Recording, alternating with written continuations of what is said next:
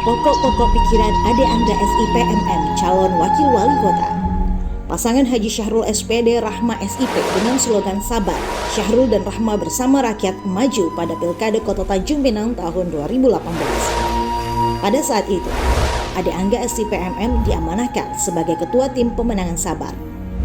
Dalam proses perjuangan ini, kami bersama tim pemenangan memikirkan arah pembangunan Kota Tanjung Pinang yang dituangkan di dalam visi, misi, dan program kerja Sabar 2018-2023. Atas izin Allah Subhanahu wa Ta'ala, pasangan Haji Syahrul SPD Rahma SIP berhasil memenangkan Pilkada Kota Tanjung Pinang 2018 dengan perolehan suara 42.559 atau sekitar 51,5%.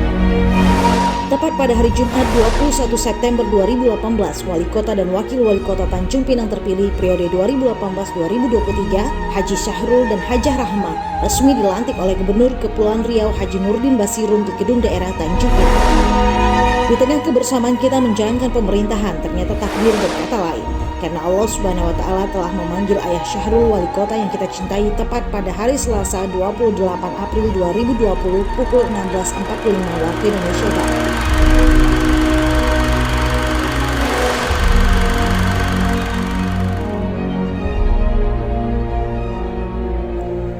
Kondisi Tanjung Pinang terkini, kinerja ekonomi, kontraksi ekonomi. Pertumbuhan ekonomi Kota Tanjung Pinang tahun 2020 mengalami kontraksi sebesar 3,45%. Inflasi tahun 2020 sebesar 1,66% lebih rendah dibandingkan inflasi tahun 2019 sebesar 2,4%. Penduduk miskin. Tahun 2020, persentasi penduduk miskin mencapai 9,37%, bertambah sekitar 0,34 poin dibandingkan dengan kondisi tahun 2019 yang hanya 9,03%, dengan jumlah penduduk miskin sebanyak 19.980 orang. Indeks kedalaman kemiskinan. Indeks kedalaman kemiskinan tahun 2020 sebesar 1,58, naik 0,43% dibandingkan dengan tahun 2019. Indeks keparahan kemiskinan. Indeks keparahan kemiskinan tahun 2020 sebesar 0,40, naik 0,17 poin jika dibandingkan dengan tahun 2019. Garis kemiskinan per kapita. Garis kemiskinan tahun 2020 adalah sebesar Rp691.738 per kapita sebulan. Tingkat pengangguran terbuka. Tingkat pengangguran terbuka tahun 2020 sebesar 9,3%, naik 2,99 poin dibandingkan tahun 2019 yang hanya 6,31%. Kunjungan wisatawan. Jumlah kunjungan wisatawan mancanegara tahun 2020 hanya 22.115 orang, mengalami kontraksi sebesar 86,9% dibandingkan tahun 2019 yang mencapai angka 169.464 orang. Indeks Pembangunan Manusia atau IPM. Tren perkembangan Indeks Pembangunan Manusia yang terus meningkat pada tahun 2020 sebesar 75,59, naik sebesar 0,11 poin dibandingkan tahun 2019.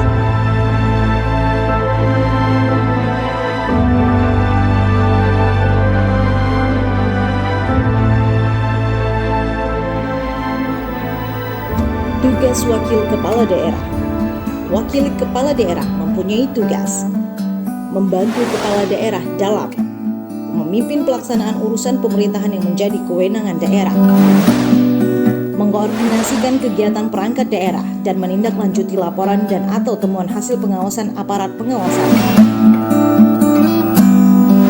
memantau dan mengevaluasi penyelenggaraan pemerintahan daerah yang dilaksanakan oleh perangkat daerah provinsi bagi wakil gubernur, memantau dan mengevaluasi penyelenggaraan pemerintahan yang dilaksanakan oleh perangkat daerah kabupaten atau kota, kelurahan dan atau desa bagi wakil bupati atau wali kota, membantu kepala daerah dalam memberikan saran dan pertimbangan kepada kepala daerah dalam pelaksanaan pemerintah daerah, melaksanakan tugas dan wewenang kepala daerah apabila kepala daerah menjalani masa tahanan atau berhalangan sementara, dan melaksanakan tugas lain sesuai dengan ketentuan peraturan perundang-undangan. Selain melaksanakan tugas sebagaimana dimaksud pada ayat 1, wakil kepala daerah melaksanakan tugas dan kewajiban pemerintahan lainnya yang diberikan oleh kepala daerah yang ditetapkan dengan keputusan kepala daerah. Dalam melaksanakan tugas sebagaimana dimaksud pada ayat 1 dan ayat 2, wakil kepala daerah menandatangani fakta integritas dan bertanggung jawab kepada kepala daerah. Wakil kepala daerah wajib melaksanakan tugas bersama kepala daerah hingga akhir masa jabatan.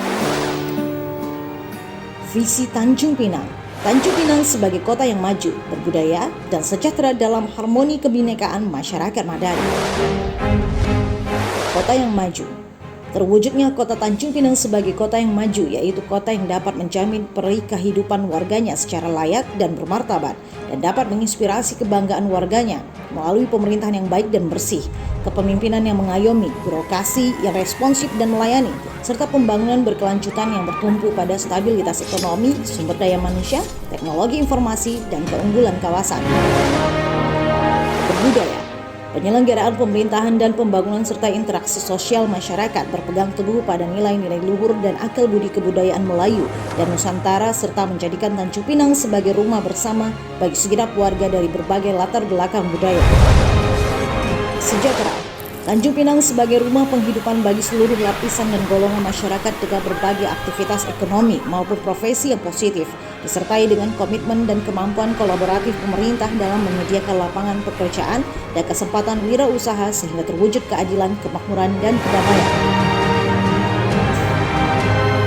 Harmoni kebinekaan. Terciptanya keselarasan, keserasian, dan toleransi antar warga kota Tanjung Pinang yang terdiri dari keberagaman etnis dan agama. Masyarakat Madani. Kondisi ideal warga kota Tanjung Pinang yang menunjukkan akhlak mulia, yaitu tertib, rukun, toleran, responsif, berjiwa sosial, dan sadar akan tanggung jawab masing-masing. Misi kota Tanjung Pinang. Meningkatkan kualitas sumber daya manusia yang agamis, berkarakter, berwawasan, kebangsaan, dan berdaya saing global.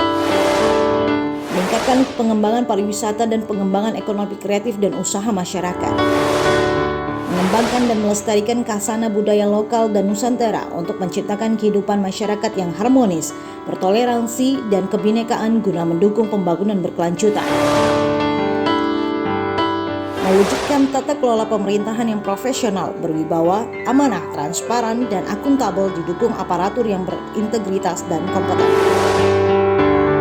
Lanjutkan pemerataan pembangunan infrastruktur dan penciptaan iklim investasi dan usaha yang kondusif berwawasan lingkungan.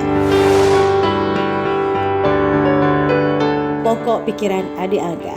Sebagaimana dalam aturan perundang-undangan, saya akan menempatkan diri sebagai wakil kepala daerah yang bersama-sama dengan kepala daerah dalam mewujudkan visi misi dan program kerja sebagaimana yang tertuang dalam RPJMD Kota Tanjung Pinang tahun 2018-2023.